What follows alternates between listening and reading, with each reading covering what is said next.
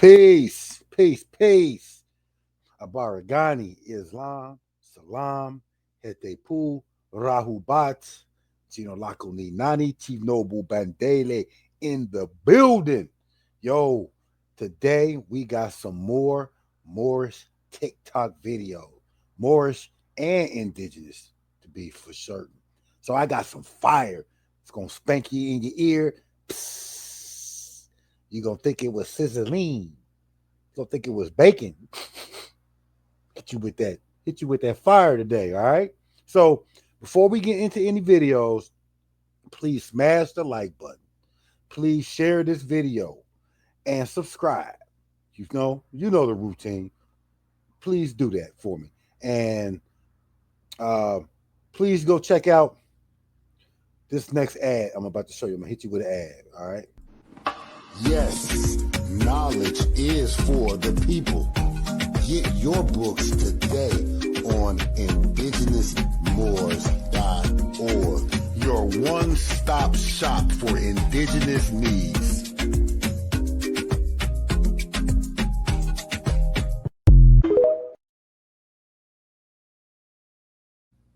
Yes. All right, so we back. So, you can check out all those books on indigenousmoors.org, right? And Amazon. And today's video is sponsored by my book, The Indigenous Manual for Life. Lifestyles for the New Age. Moors, More by Man, Part 2. So if y'all ain't got that book, please go check out that book. It's got a lot of Jews dropping in there about the Indigenous and the Moors. And so, speaking of that, let's get into these videos, all right? We're going to drop that heat tonight on you, all right? All things Moors. You hear me? All things Moors. So let's get into this. All right, so this is my first video. Check out.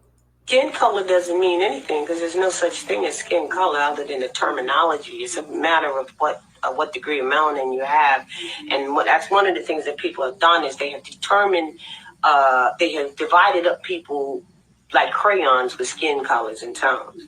So race is this. There's only one race, and that is the human race. And within that human race are different nationalities. And the nationalities are determined from the mother. And now to get into that, because see, one mother's breasts have really given you suck. That's why, if you may have recently heard about, I think it was a so-called Chinese national that said that he did his DNA and he's going to prove that, he's a pure Chinese. And when they did the DNA, it came back to Africa. Because it's only one, the Moabite African woman is the mother of civilized. Skin color doesn't. All right. So check D. What y'all think about that? Let me get out the screen. So what y'all think about that? Sister Roz Bay, Islam to the sister. A lot of people are caught up in, black. I'm black. He's white. We are caught up in the color code, and that really is like a crayon box. So they really got us looking at ourselves as colors, which is really a code for something else, for status. So a lot of times we don't understand that. I appreciate Sister Ross for bringing that out, but that's what the Moors is about. It's about exposing the fraud of colorism. You see what I'm saying? So, big up to the sister. So, if y'all got any comments, please make some comments. Put them in the comment section. We can discuss it as civilized people, as Moors. You feel what I'm saying? So, I got the next video popping up. We're going to continue the tradition of this. And we're going to keep it pushing. All right, so check this. Let me make sure I'm back. All right. This is our land. We got to teach our people that they're home. We have to teach our people their nationality, their principles, their morals, and then they wouldn't have no hate.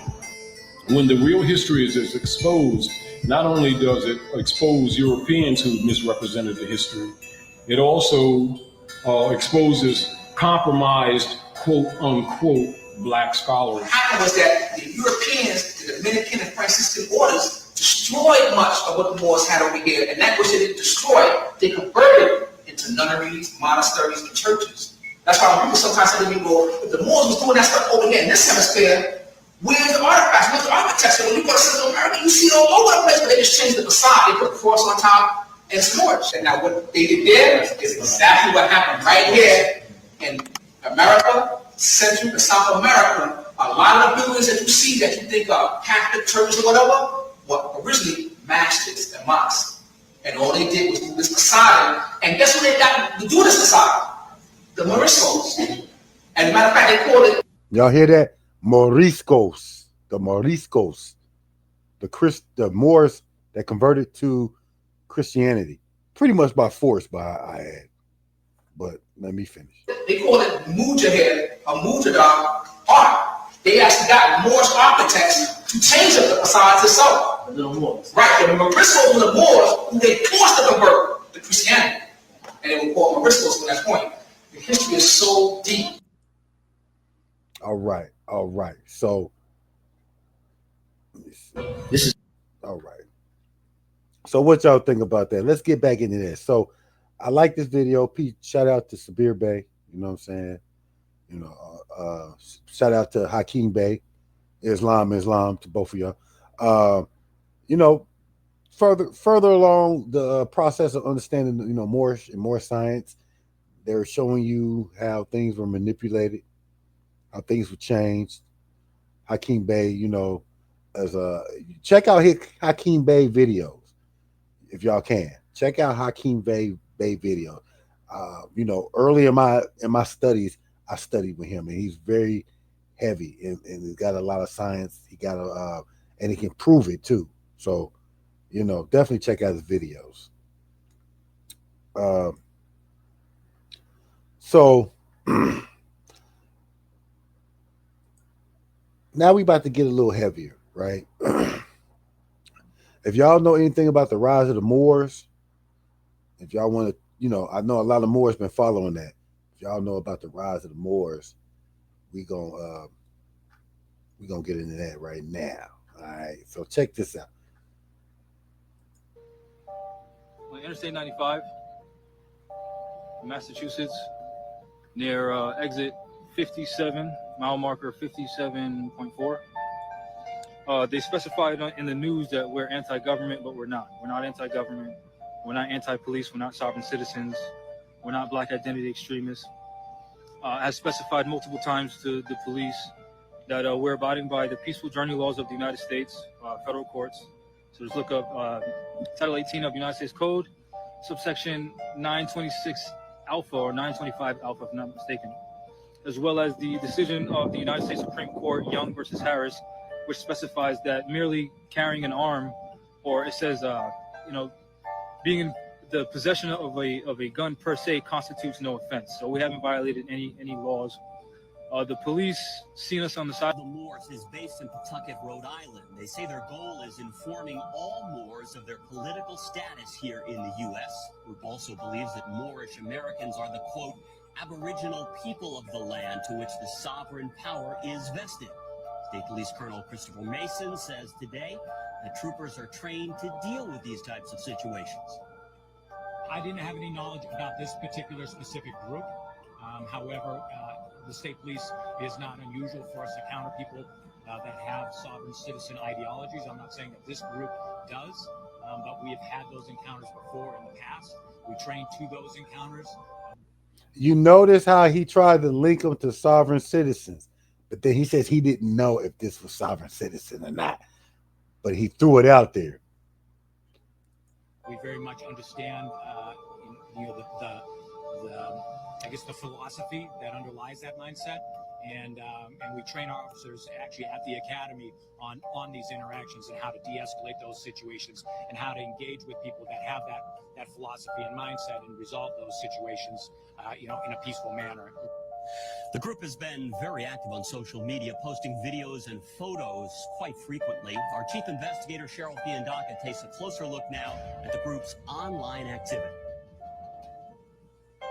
Investigation of the Rise of the Moors organization And just in case you didn't see the first video, we have 3 guns. This is Jamal Latimer, also known as Talib Abdullah Bey. He posted this YouTube video just last month. Sources say Latimer is the self-proclaimed head of the group of heavily armed men arrested on Route 95 in Wakefield. They've identified police and anybody who wanted to place them under arrest as terrorists. And they talked about tactically attacking police officers who were attempting to do their duty. We have the right to travel as long as we're not making any unnecessary stops. Latimer live-streamed the standoff with state police and online claims to be the Moorish American Consular Post Head, part of the Moorish American Arms and the co-founder of Rise of the Moors, which the website says is a non-profit educational group. I've been elected Grand Sheik of the Narragansett Territory, which most people know it as Rhode Island. Latimer also claims he and his followers are not U.S. citizens, are American nationals, fly the Moroccan flag, and told police they were going to a training camp in Maine. You can just attribute to rhetoric. What they're saying after they get caught is simply an attempt to position themselves publicly as poor, unfortunate people that are just exercising their constitutional rights. There's a thin veil over what they're really doing, which is training as terrorists. The Southern Poverty Law Center says followers of the Moorish sovereign citizens movement believe they are independent of the authority of state and federal government. When you look at what happened last night and you add to that the video that I just saw from a month ago, these are dangerous guys that have to be taken very seriously. Latimer was arrested by the Rhode Island State Police in early 2020 for obstructing a police officer, disorderly conduct, and resisting arrest. Court records show the case appears to be pending.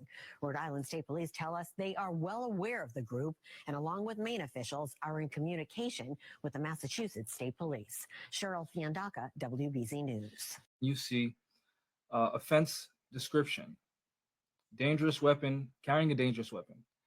Possession of a large capacity firearm, possession of large capacity firearm. Obviously, that's double jeopardy. Ammunition without FID card or possession of ammunition without FID card. False ID information, arrestee furnished to law enforcement. Right. So these charges were dismissed. A lot of the times, when it comes to things like this and a motion to suppress, cases will be dismissed, and the court will say, prosecutors unable to sustain its burden of proof at trial, therefore this matter is dismissed.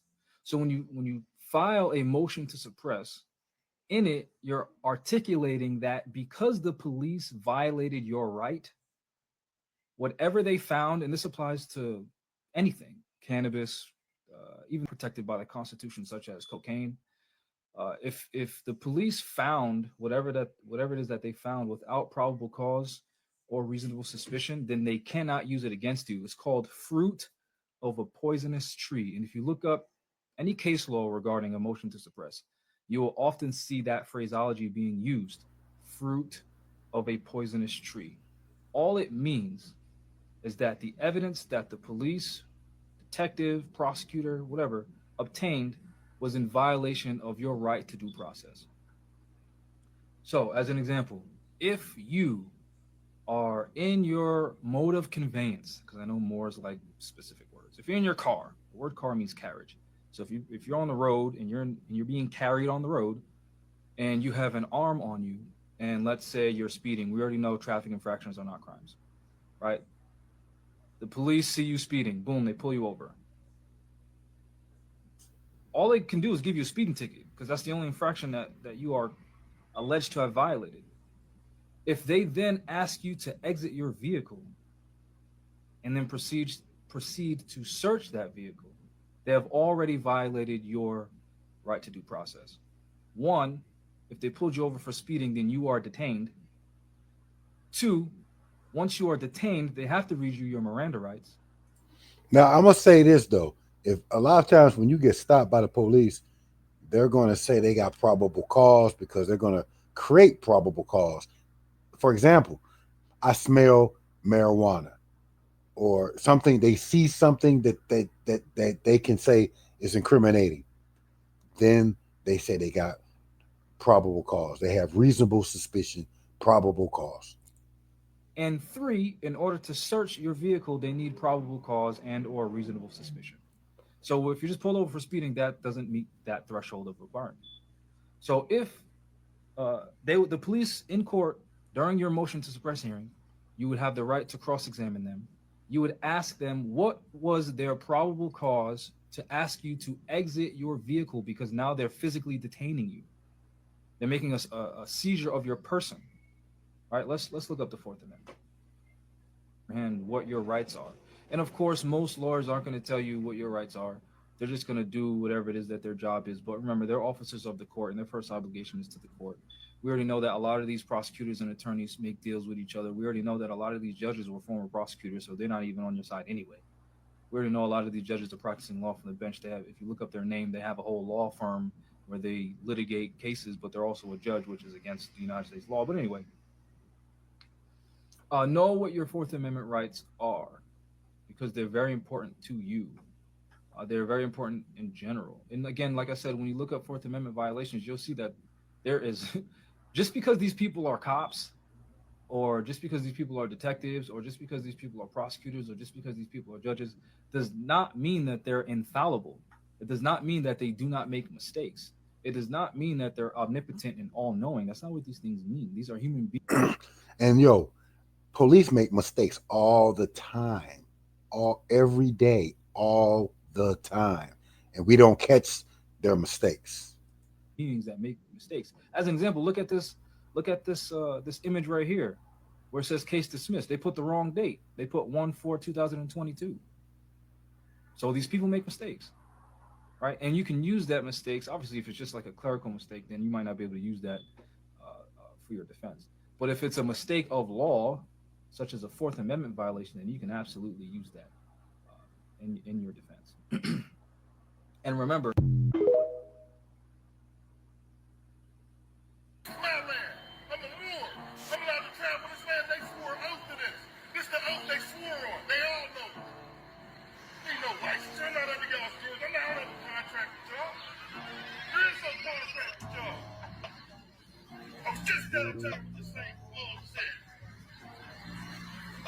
Sorry, motherfucker. Easy, ain't touching. You see that, right? We got every right to travel from here to Timbuktu. Timbuktu. Oh, they want to be the Jews. They want to be the fake Jews. They know what this means. They want to be treaty. Look, and all they want to do is people want to fix their hair. Man, they pull that all the law. Oh, my God. See the flag? Dude. Y'all know. They know. We just don't know. His name is William Hardison Sr., 63-year-old man who died screaming, "This is my land, I'm a Moor," after a standoff with police officers in Pennsylvania. This Moor was an elder Moor. He was my hero. Pay respects. This is just another example. Remember this guy? Yo. Okay, y'all. So check this. A lot of this, a lot of what he was discussing, dealing with, Moorish, not just nationality, but like your rights. So, more, with us as Moors, we know our rights. Moors study the law. Moors study Constitution. Moors study treaty rights, treaty law. These are the things that Moors do. So if you're, wanting to know more about that, please, check out indigenousmoors.org. And we can get you affiliated with that. You know what I mean? So, like I said, now I don't know what happened with brother Jamal, the brother that was on here, because some people say he got convicted. Some people said, like he might have, some of his cases might have been dismissed, because that's how prosecutors, that's how the government does. That's how the legal system is. They will overcharge you, meaning they'll give you multiple charges and only really know that maybe one or two will stick, but they got, it's psychological. It's a psychological game they play, by acting like, plus, they act like they giving you some kind of deal because they drop all these other charges, but they still getting you on some charges. So, you know, these are psychological games they play with us. You know what I mean? So I don't know if y'all know anything about this case. Please put it in the comment section tonight. All right. So, all right. So with that being said, let's go. Let's keep it pushing. Um, the next video we're gonna be dealing with is pretty heavy too. A lot of people, they're gonna make a connection to like different gang affiliations. Okay, so just keep your eyes peeled, third eye open. All right, let's check this next video out. This is about to blow your mind. In 1976, when the Blackstones became El Rookins and claimed to have an affiliation with the Moor Science Temple of America, the El Rookins began to refer to themselves as Moors or Moroccans. The El Rookins altered the pronunciation of Moor to Mo. Mo is a Blackstone moniker that remained in the new era of the organization.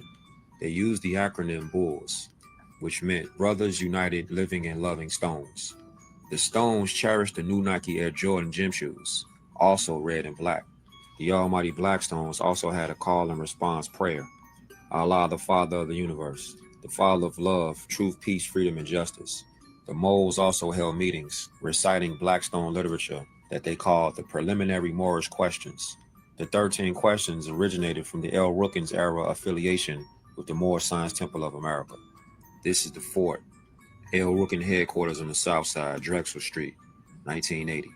See, the feds don't want to let Chief Malik out and Larry Hoover out because they have influence and knowledge of self, of more science.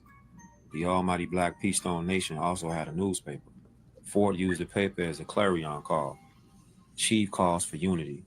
The message was for Panthers, disciples, and lords, and all Moorish organizations, especially youth groups in Chicago, to move toward Moorish liberation. He said that so-called black... All right, guy, get up against the wall. Let me see some ID, guy. They kill me with that. Yeah. Go ahead, Mom.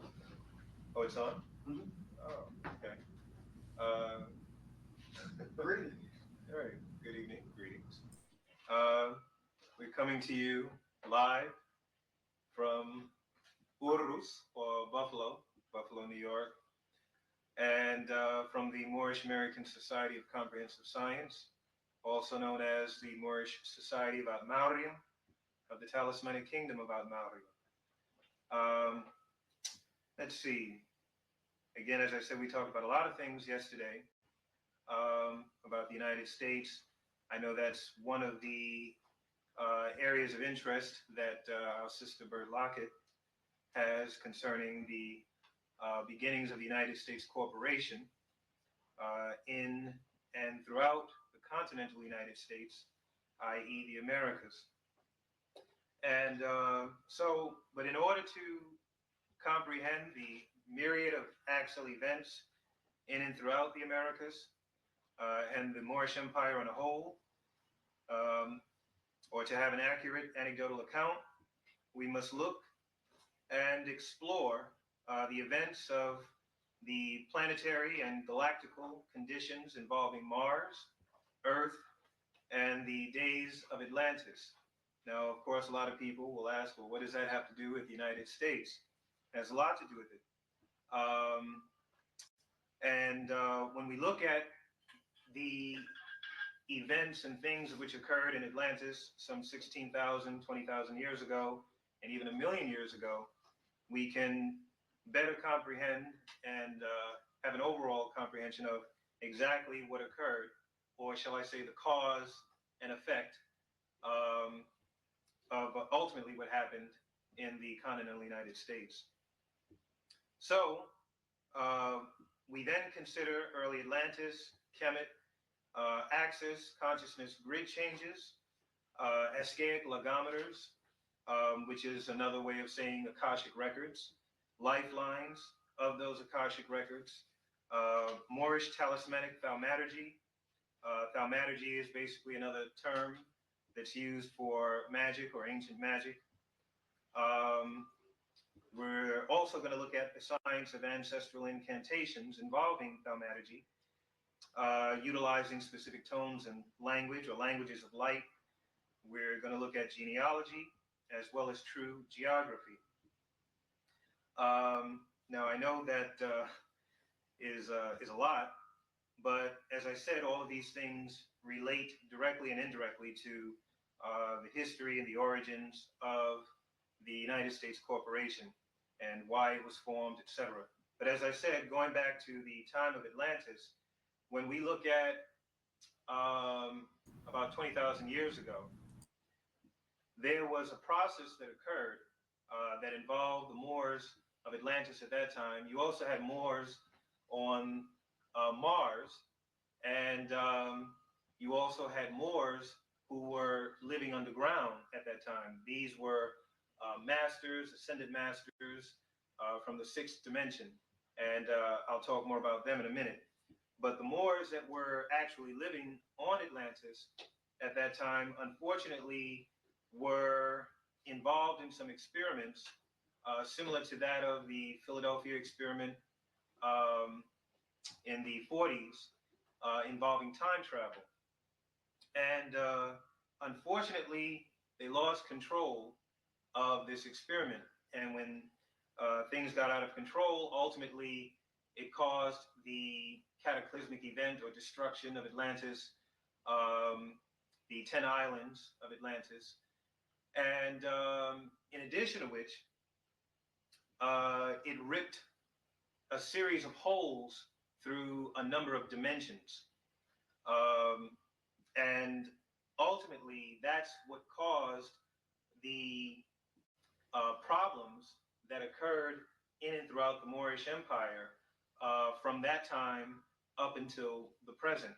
So as to questions about the decline of the Moorish Empire, you then again have to go back to these events, these experiments that they were conducting in Atlantis. And so when the time or the time machine experiment got out of control, as I said, it ripped holes in the dimension. And so consequently, it also caused an axis or planetary axis shift. And when the planetary axis shift occurred, it literally affected everything on the planet, including human memory or human memory retention, because human memory is largely dependent on magnetic fields. And the magnetic field of the Earth literally collapsed and was affected because of the planetary axis shift, and as I said, also because of this particular experiment that they were conducting. And so after this occurred, or after this time, you had many of the ascended masters from the sixth dimension who came back to Earth to assist the Moors that dispersed over various parts of the planet, of globe, in Kemet, in the Americas, and many other places, Peru, etc. And so in order to assist the Moors, what they did was that they started a process known as stair-step evolution, because the Moors at that time from Atlantis had literally gone back into a state of barbarism or so-called barbarism. And they had lost a lot of the information, the sciences, etc., that they had once learned or mastered in Atlantis. And so through a series of instructions, these ascended masters in what was known as the Tat Brotherhood, they would, through the stair-step evolutionary process, they would instruct these Moors in different areas of sciences in hopes that they would regain or recall much of what was lost. Unfortunately, such was not the case. It didn't really take. And so unfortunately, thereafter, you had a downward spiral that occurred. And thus, this is what brought in another experiment, but one of which was, or proved to be, a positive experiment in the creation of the the ancient pharaoh known as Akhenaten, or some know him as Akhenaten. And anyway, Akhenaten was an immortal being who was created, and for the sole purpose of introducing what is known as Unamen's consciousness, or one mind or unity consciousness. And it was basically to bring the Moors to another level of consciousness. These Moors in particular, as I said, in Atlantis, who had lost a lot of their memory in the sciences. And so in attempting to introduce the Unamen's consciousness, they did this through establishing what later became known as the ancient mystery system of Kemet, which actually stemmed from the Nakal mystery school of Atlantis. And in these schools, they instructed many of the Moors in many of the high sciences, breathing techniques, as I said, language tones or tones and of languages of light, so as to raise their consciousness, to bring them in harmony with the grids. As a matter of fact, just backtracking a little, when the magnetic field collapsed back in Atlantis, or during the time of Atlantis, ultimately what happened was that not only did it affect the human memory, but it also affected the grids. And so what these ascended masters had to do was that they had to actually plug into the grid consciousness of the planet, the logarithmic spiral grids of the planet in various parts or key positions of the Earth, in order to, again, assist these Moors in helping to raise their consciousness. And so when we look at these... All right. Islam to Prince Uriel Bey. So what y'all think of that? I'm gonna tell you, like, that's more like that outer, information. It's not necessarily like what you would call your fundamental is Moorish information, but he dropping jewels. So tell me what y'all think about that. Tell me what y'all think in the comment section. Like I said, we gonna show you videos of Moors from different perspectives. They're not all coming. I want you guys to study, you sisters and brothers, to study on your own. All right, study to show approve. I'm just bringing the knowledge. I'm bringing the Moorish information, the indigenous information to y'all. You know what I mean? So with that being said, we're going to get into our last video. All right. Before I jump into that last video, let me hit you real quick with this ad. Power in the melanin, she glows. Unified like Malcolm when we close. Pushing through the struggle, yeah, we chose. Solid as a rock, I love it grows. Speaking wisdom just like Dr. Umar knows. Dripping culture in our stance, it shows. On the front lines where that passion roars. Building empires, Kevin Samuels goals. Sitting at the table, he proposed. Melanated love, in America it flows.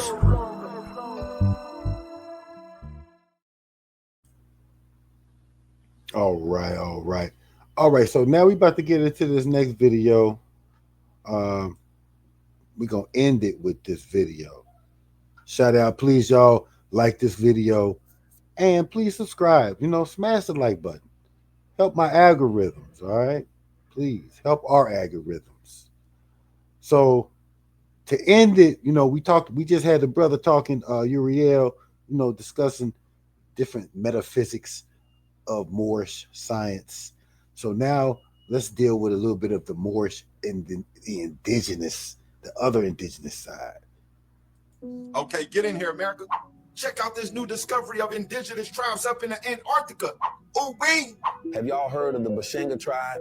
Pictures of the Bashenga people along with leaked CIA documents have been circulating in the dark web. This is super weird. It's said that this tribe was taken from West Africa to Antarctica as part of an experiment to see if melanated people could survive in the cold. But it gets really dark because the population of the tribe was reportedly ended after an anthropologist accidentally brought smallpox to the community. What's really strange is that there are pictures of artifacts and very tall wooden structures. Where did they get the wood from? Were there trees in Antarctica? Over time, the Bashenga people were claimed to have adapted to the cold in strange and amazing ways. They were happy to swim in the freezing sea and wore very little clothing, thriving in conditions that should have been impossible for them to endure. Researchers were apparently baffled by this, unable to understand how these adaptations were possible and unable to understand the language. The reports also describe a strange event involving the Bashenga people drinking a strange brown liquid and hallucinating, but there are no further details. Now, hold on. Was they drinking Hennessy? I'm just joking. What's going on here, America? It seems like we keep on finding these indigenous melanated people all over the world, even in the North Pole, even in the Antarctica, all through Russia, all through Europe, all through Asia, all through America, all through Africa. I mean, it seems like we all over the world, and we've been there all over the world, and we've been there. But the big question is, America, why we wasn't taught this in school? Thanks for watching. This video is for entertainment only, but if you know, you know. Yo, they know why they don't teach this in school. Y'all, we know why they don't teach this in school. You know, but I mean, we need to study this. It doesn't matter if they're teaching it in school. We don't even need it in school no more. We in the new age. We got TikTok, conscious TikTok, Moorish videos. We bringing the science to you. You feel me? So, do the math on it yourself. I'm just bringing the information. I'm bringing the Moorish information. This is all thing Moors.